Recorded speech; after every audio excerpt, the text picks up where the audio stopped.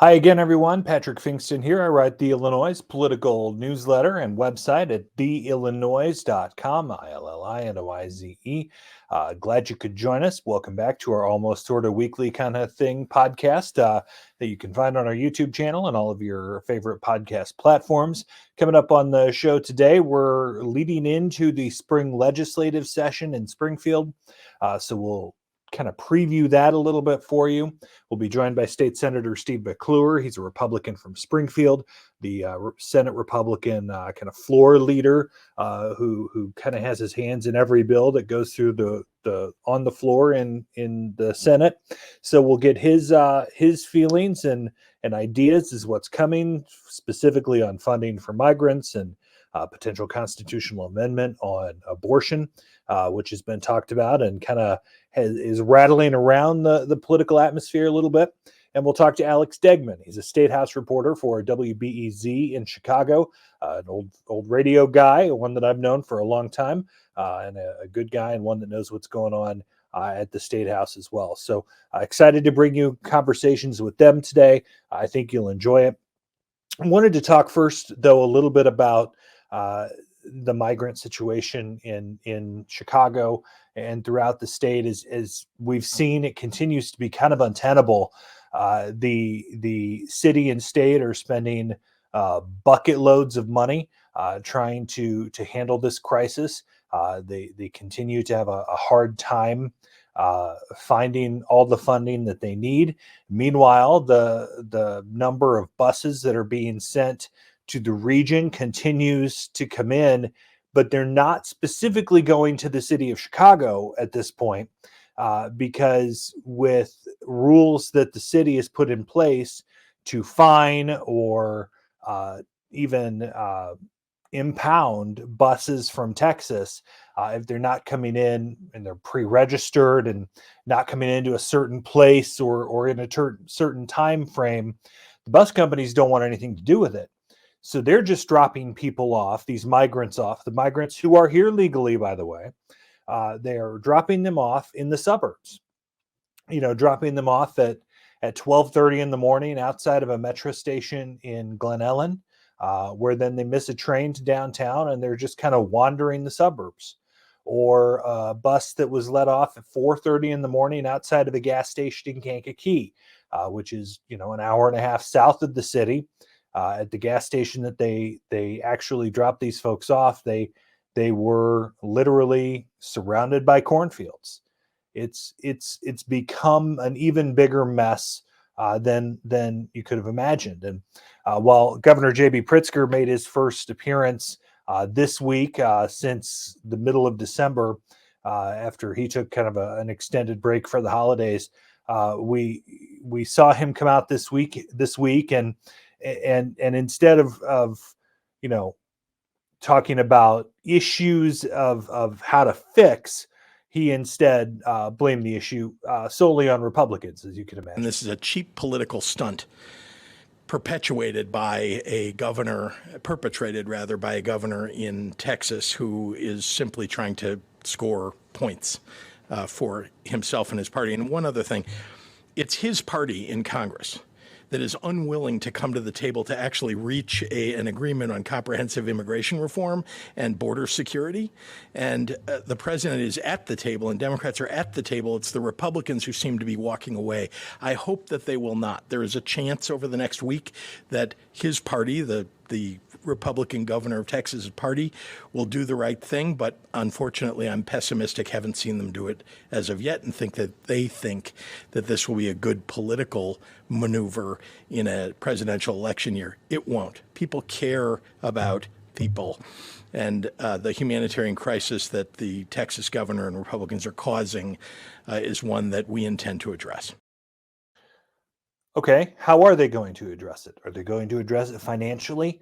The governor has moved $160 million from some other pots of state government, the DHS budget, though part of that included a $40 million grant they were expecting from the federal government that we don't know if it's even showed up yet. So it's hard to know how much of that money is even real, what's been spent, where it's been spent, that sort of thing. There hasn't been a ton of transparency in that issue. But we know that there's been talk about a supplemental appropriation in Springfield. And you're going to hear likely from Senator McClure here shortly that Republicans and many others think that the state doesn't have the money for a supplemental appropriation for this crisis, because they passed a budget on a whisper thin cushion in May. And they've had a hard time controlling costs in other places. Well, state revenues are higher than expected. Does the state have the money to do it? And while the governor was asked about a supplemental appropriation, he kind of, if you really lean into this quote, he kind of threw the legislative leaders, House Speaker Chris Welch and Senate President Don Harmon, under the bus a little bit in making it sound like there won't be an appropriation anytime soon. It does not need to happen right away, but suffice to say, I've brought this up to leaders. They haven't wanted to bring it up yet.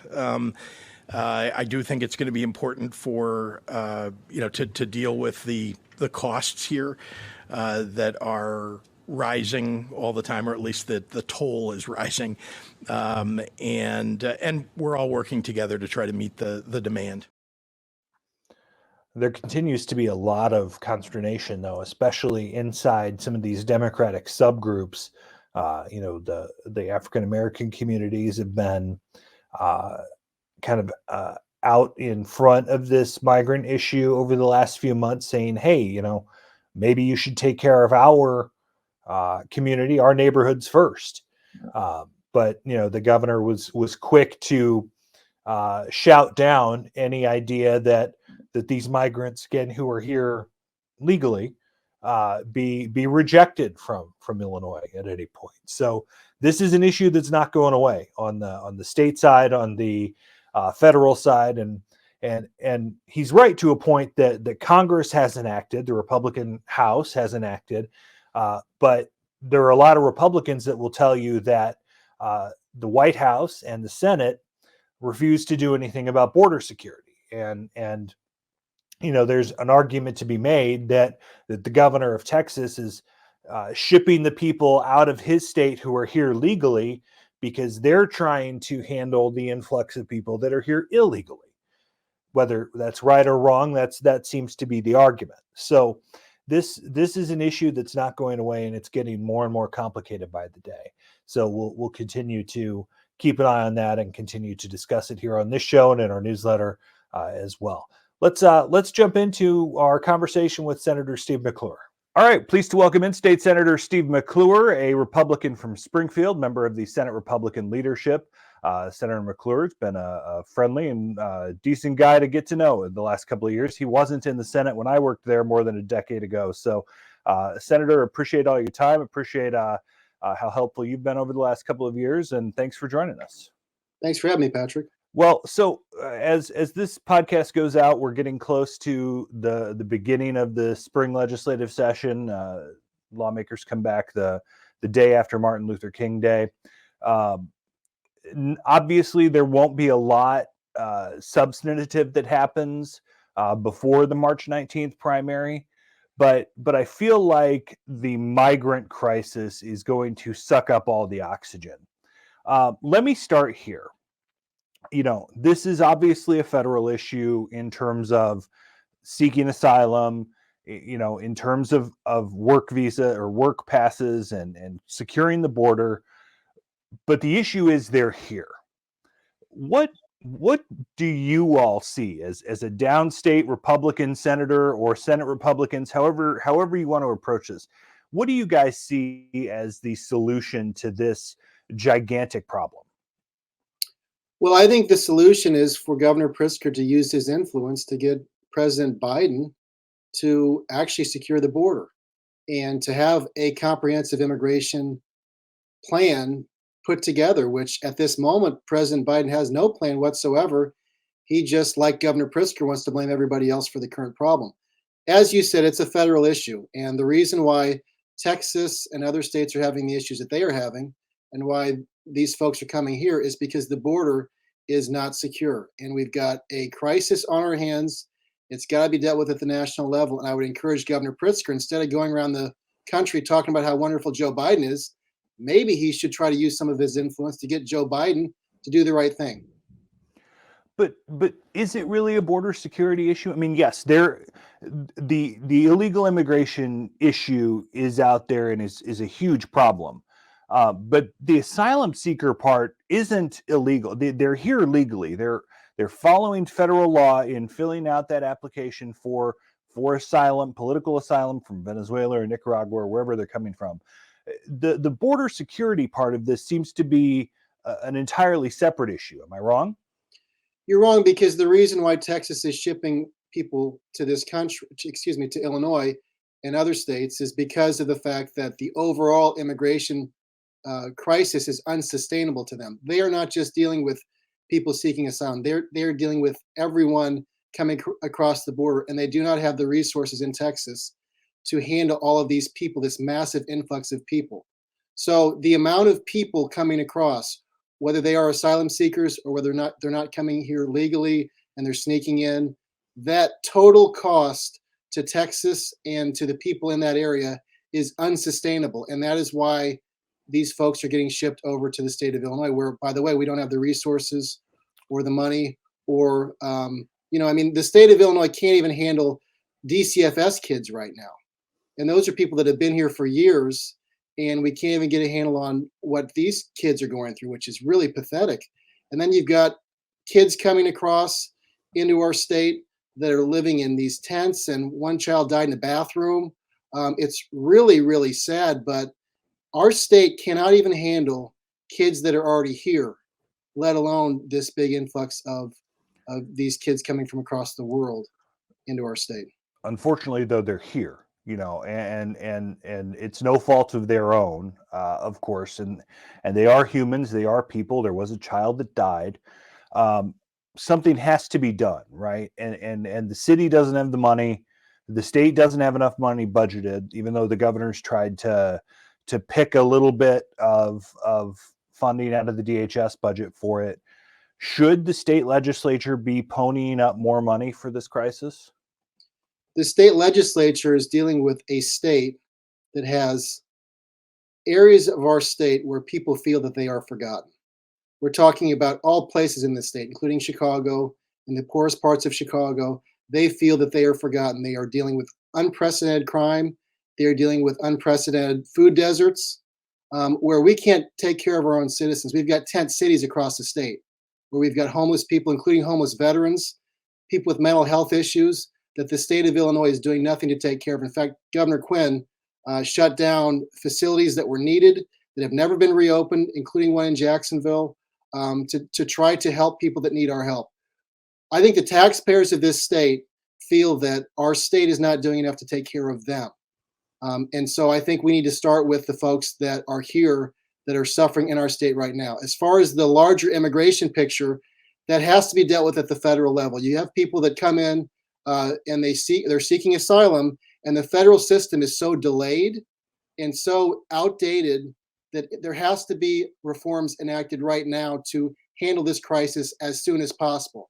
Again, that's where Governor Pritzker comes in. Instead of going across the country and talking about how great Joe Biden is, he should use his influence for immigration reform at the federal level and to get Joe Biden to secure the border. Here's, I think, maybe the more core question.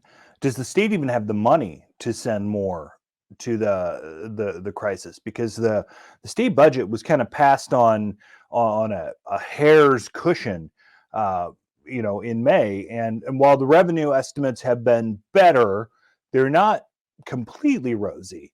I mean, do you think the state even has the money to do this? The state does not have the money to do this, and we passed the largest budget in state history. And the problem with Governor Pritzker is every time he gets some unexpected funds, he then spends those mostly on brand new programs. And so then, of course, you get back to the next year where those funds are not there anymore, and you've got to find ways to pay for it. So we're already living beyond our means.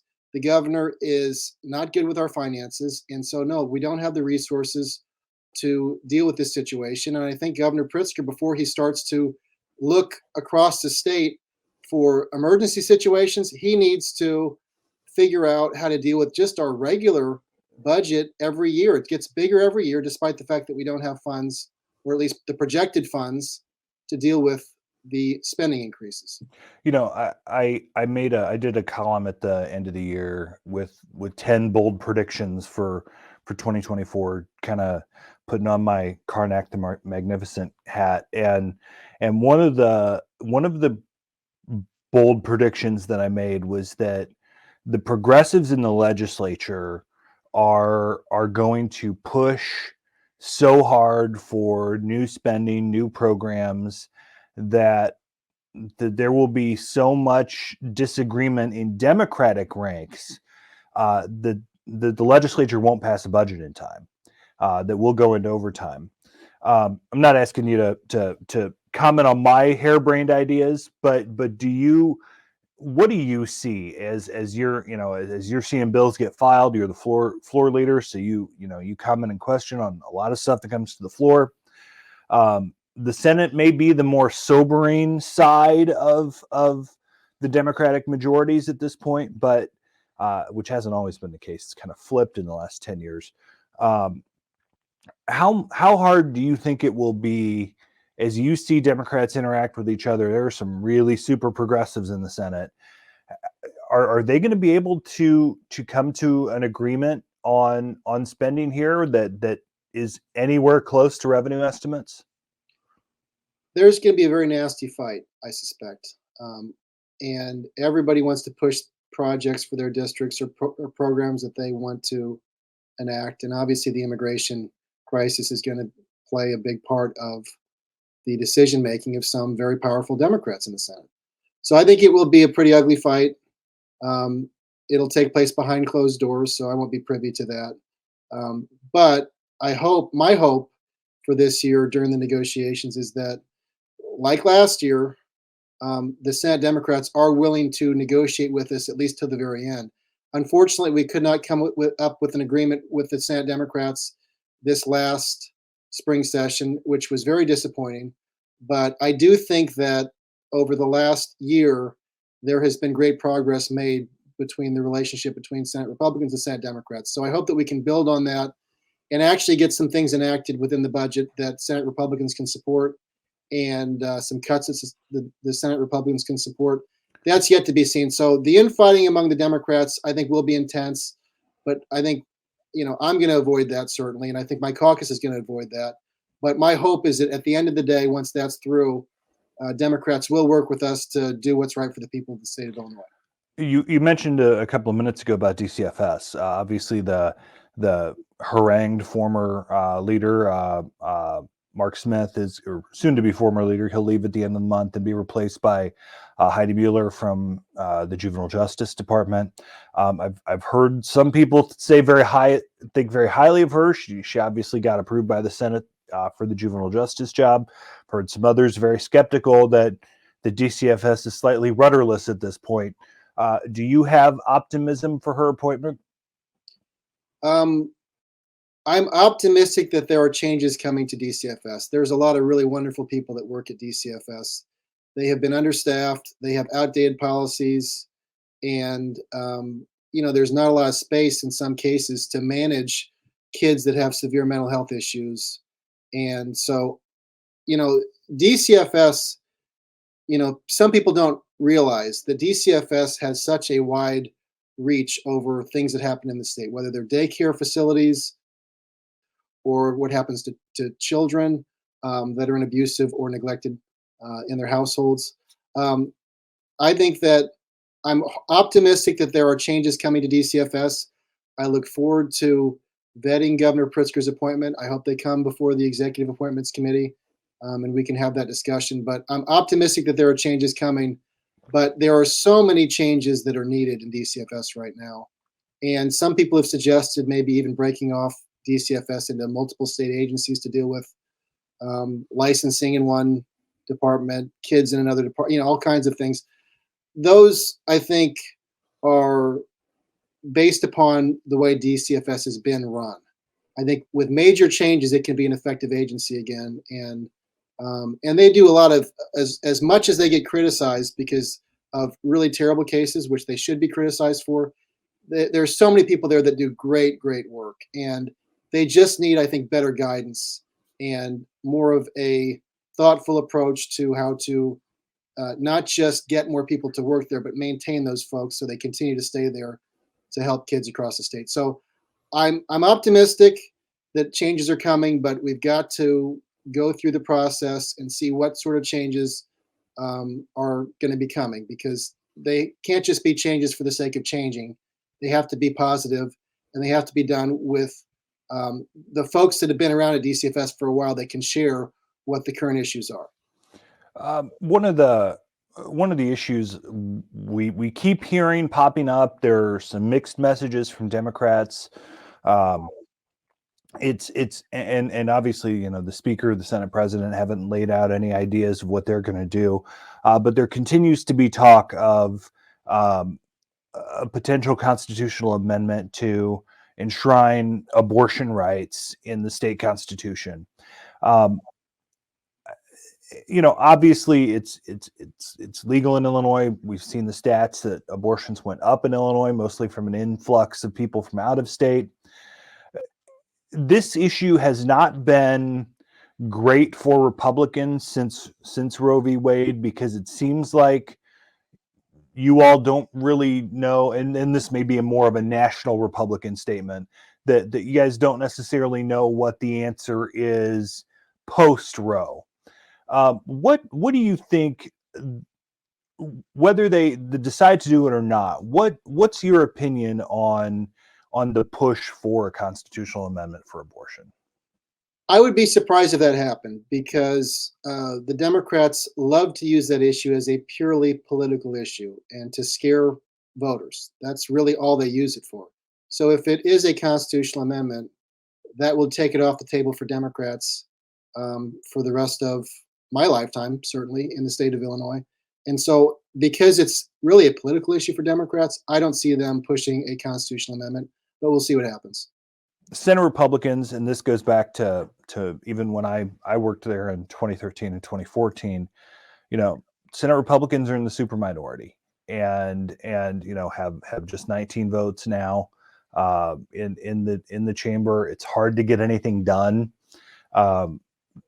Democrats seem to be moving more and more in a progressive direction, and Republicans seem to be moving in a more and more conservative direction, which makes it hard to find common ground on issues. How do Senate Republicans stay relevant in today's political climate? Well, I think that if you look at the main issues that voters actually care about, that our constituents care about, they're really not that political. People are concerned about high inflation. People are concerned about the cost of living and taxes. They're concerned about crime. And so these are issues which, for the most part, you can get moderate Democrats and Republicans to agree on. The problem right now, however, is you have a lot of people that really only exist on social media, and they just want to throw bombs all the time because their only concern is likes on social media, and their only likes they're getting are from people that already agree with them and are in sort of a very small percentage of overall people. And so I would just say that the Senate Republicans, now have certainly tried to be much more realistic with what we can accomplish, and we're moving in the right direction. And so I've worked with, I'd say, Senator Julie Morrison on a couple of really big bills that I was proud to work on. One of them was her bill, which was making it so that kids would not be subjected to secondhand smoke in cars. And then she worked with me on my bill to to allow for DCFS investigators and frontline workers to carry pepper spray with them. So there's a lot of, it's like everyone says, it's like 90% of the bills that we vote on, everybody votes for. It's that 10% that gets us into, some very big arguments and everything else. But I think the key is to not call people names, to not just try to get attention, but to try to be reasonable and to not lie on the floor and to not lie in private discussions. That's where you get into trouble. But we try to work together where we can on some big issues that make a real difference. I think that both of those bills that I just talked about are going to save lives. I think my mom died of lung cancer from secondhand smoke. She never smoked a day in her life. And a lot of the times before people knew how bad secondhand smoke was, she was in a car traveling with her parents who both smoked. and they'd travel to Arizona, et cetera. And so that's going to save lives, as will the DCFS pepper spray bill. So these are really what people want us to do. They want us to fight where we have to fight on the major issues, but they also want us to get things done. And I think a lot of us in the Senate are people that want to get things done. I'm going to be filing quite a few bills this spring. I got a couple of good bills passed last spring, but some of the bomb throwers, some of the people that only exist on social media, don't pass any bills, and they really don't have any existence in Springfield other than the fact that they're here sometimes. And they miss a lot of votes, by the way, too. Before we let you go, Senator, it is an election year. Happy 2024. The Senate races are really kind of weird this year because of the way the map was drawn. There are so few contested race or really close races or competitive races. There are a handful of districts that Democrats hold that are maybe 5-point to 15-point advantages, whether it be the Patrick Joyce district, the Steve Stottleman district, the Mike Hastings district. You all have candidates for those seats, but if Republicans are going to chip out of this 19-seat hole, you got to pick up a couple of seats here and there.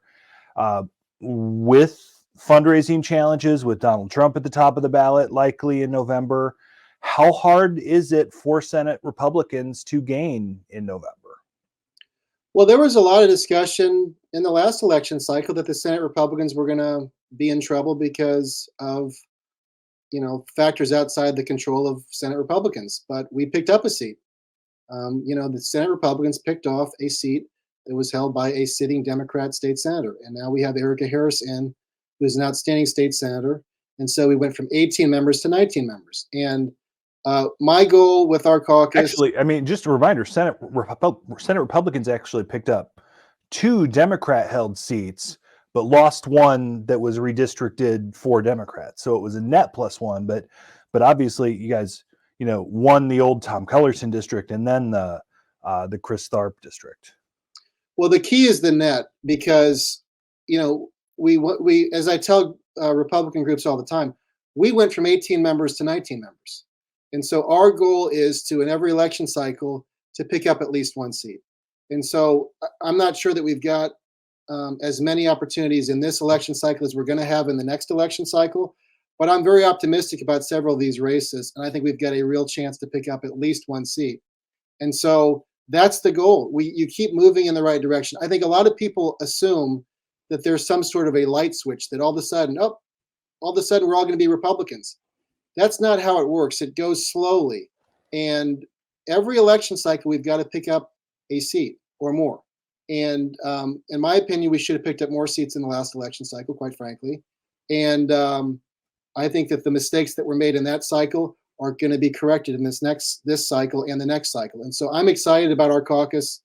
And we're going to keep moving in the right direction. You're not going to see any more elections where we're going to lose a seat or lose a couple of seats. And that kind of plagued our caucus from the time that I got into to the election after that. So 2 elections in a row where we lost seats. And so it's really important for us to keep moving in the right direction and to not act like there's going to be some sort of landslide that's going to change everything. Because I remember when I was a high school Senate page at Springfield High School, we had Republicans in every statewide office. Pate Phillip was the president of the Senate, and Barack Obama was in the minority in the Senate. And so that was not that long ago, but it didn't happen with one election where all of a sudden everything changed. It's going to take time, and I'm very optimistic that we're moving in the right direction. We've got some new folks involved in the campaign arm. We've got a lot of really smart senators who are very involved in the campaign arm. And so I think you're going to continue to see the Senate Republicans grow. And I think that's very exciting because the policies that we've highlighted during this discussion are policies, for the most part, that the Democrats are on the wrong side of. And they're major issues. And so I suspect there are going to be positive changes coming to this state because we're going to start electing more Republicans. State Senator Steve McClure, Republican from Springfield. Senator, appreciate the time as always, and we'll see you down at the Capitol, I guess, next week. Sounds good, Patrick. Thanks so much to Senator Steve McClure for his time. Let's continue our conversation about what to expect in the spring legislative session. We wanted to bring in one of our favorite Statehouse reporters, a guy we've known for a long time, dating back to like 2009. Alex Degman, now at WBEZ. I met him back when he was an intern or PAR student or whatever it was with the dearly departed Illinois radio network. So Alex and I have known each other for a long time. I really respect his work. So Alex, happy to have you. Thanks for joining us. Well, geez, I just hope I can live up to that. Thanks a lot for having me. It's about time, I guess. Well, we're glad you're here. And it looks like you're in the basement of the Capitol, which is always a nice place to be. So nice and chilly. So let's just start big picture here. We're recording this Thursday. The legislature comes back on Tuesday. As you've talked to, I mean, obviously the Capitol's a ghost town right now, but as you've talked to people, legislators, staff, et cetera, as we're getting ready to roll back, what's the mood? What are you hearing? Well, yeah, I think today in the building I've passed maybe 4 or 5 different people. So it is a little bit of a ghost town, but I think the mood is generally pretty calm right now. It's not as though we're heading into a session where there's going to be a lot to do right off the bat, because it's an election year and people are focused more on their primaries. There are a lot of primary elections in both the House and Senate. And the general, the general rule, the general tradition has been to do things a little bit easier for the first half of session. So through March 19th, I'm not really expecting to see a whole bunch of activity. There's probably going to be a week or two where lawmakers are scheduled for 3 days, but they're only here for 1 or 2, especially in January and February, when really, I mean, it's really cold out. Nobody wants to be here. So I'm not expecting a whole lot. And the mood is just to kind of just generally see where we are, start the session and then see what happens. Obviously the migrant crisis is taking up a ton of the oxygen in our political conversations in the state right now. There's not a lot of money, in the state budget for additional help. The governor's tried to move some money from DHS. We can talk all day about, federal law and the border problems and Congress not getting its butt in gear to fund these issues. The reality is that thousands and thousands of people are being bused or flown on planes to Rockford to essentially just dump them off in Illinois. Is there a growing sense that the legislature has to do something either early this spring or at any point this spring? I think the general consensus among state lawmakers and really people who work with government on the state level are still really pushing the fact that this is the federal government. The federal government needs to step in. And you're right. We could talk about that until we're blue in the face. And lawmakers have been talking about that for some time. But really, I mean, it is a federal issue. The fact that this is happening in Illinois is because there's stuff going on down at the southern border, and it's filtering up here. So what we've seen is the state's already spent hundreds of millions of dollars to help stand up some of these permanent shelters, like we're starting to see in Chicago, the CVS that has been talked about for a long time in the Little Village neighborhood is starting to open. The state stepped in when it got really cold, and when more buses started coming in, started to open up an old Chicago hotel to put some of these folks so that they're not sleeping on police station floors anymore.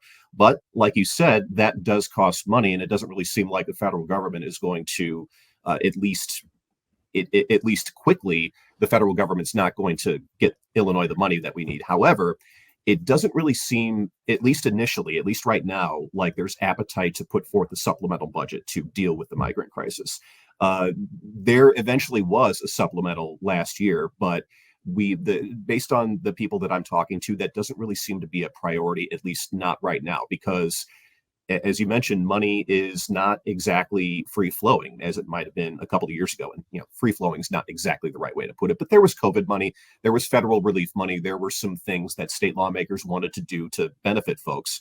And a lot of that money just isn't there anymore. So they're going to have to eventually, with these tightening budgets, figure out where that's going to come from, if they even want to do a supplemental at all. Well, I think that's the interesting conversation here is, there were 200 and some million in the DHS budget originally in May for things related to migrants. You have the additional 160. There's the health insurance program for immigrants that are the illegal, undocumented, whatever term you want to use for them, that the governor's office is having a hard time keeping costs in check. I mean, really, the reality is there's not much money to go around.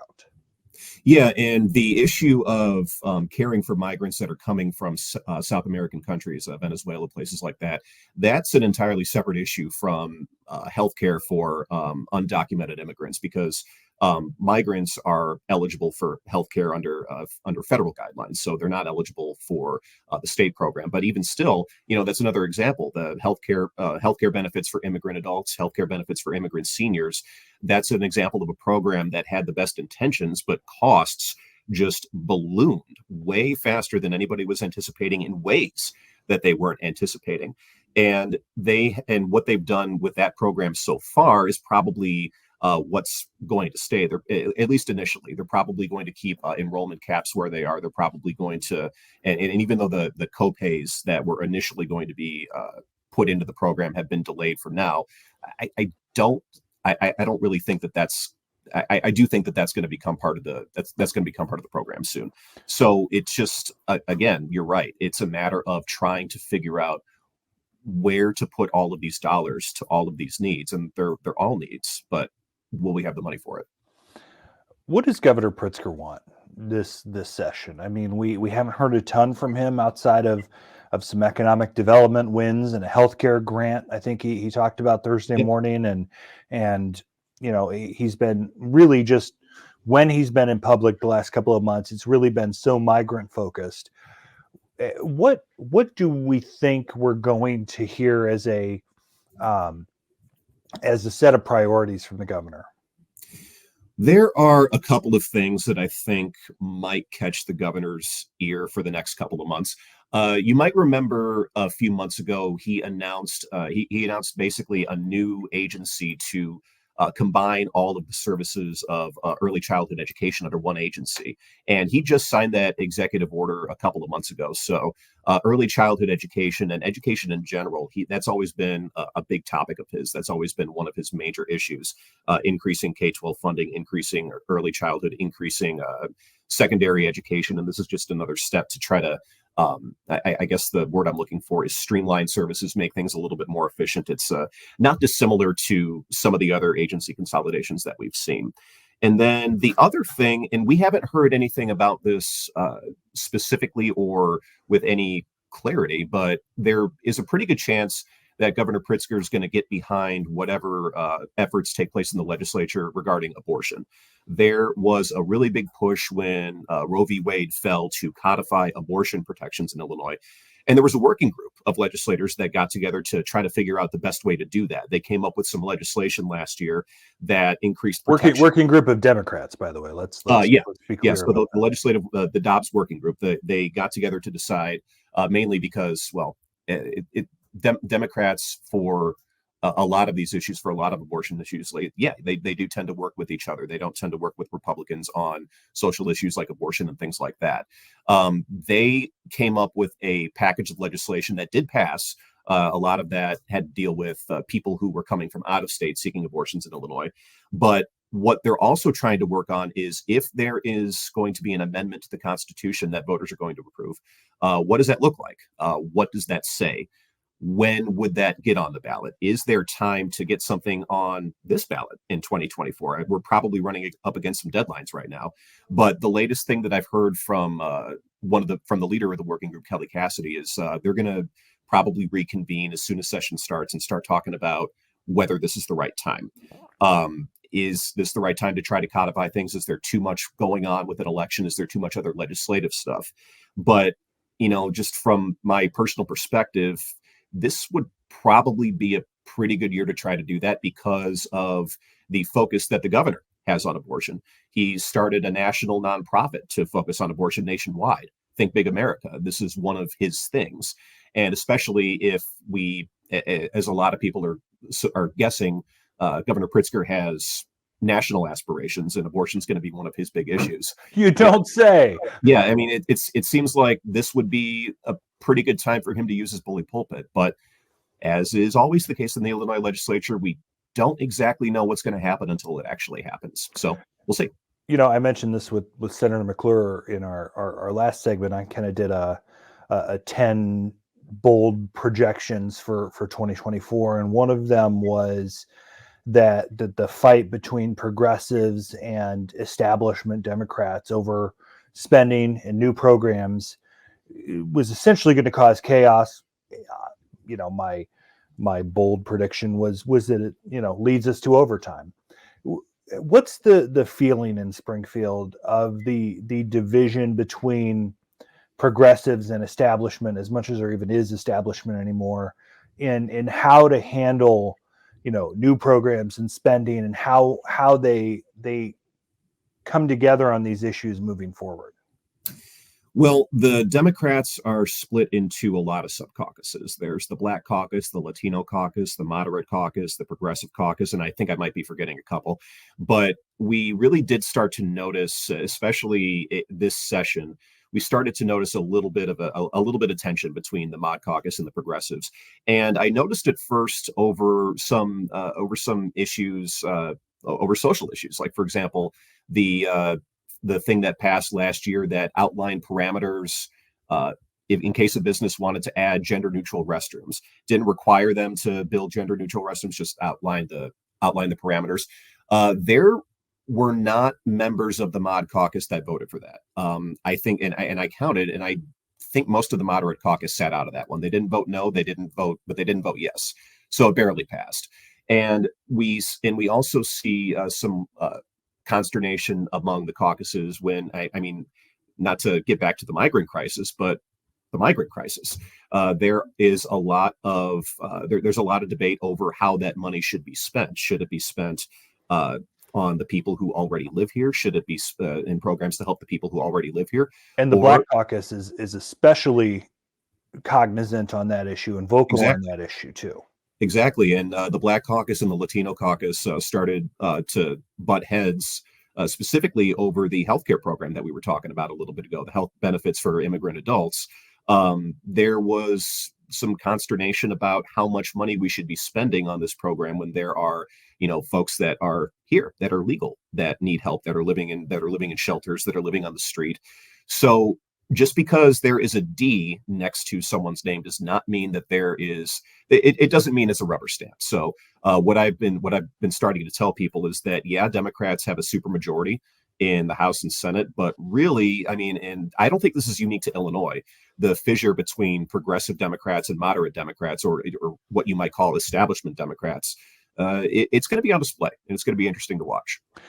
John Boehner used to have a line about being speaker of, essentially, it was trying to keep 218 frogs in a wheelbarrow.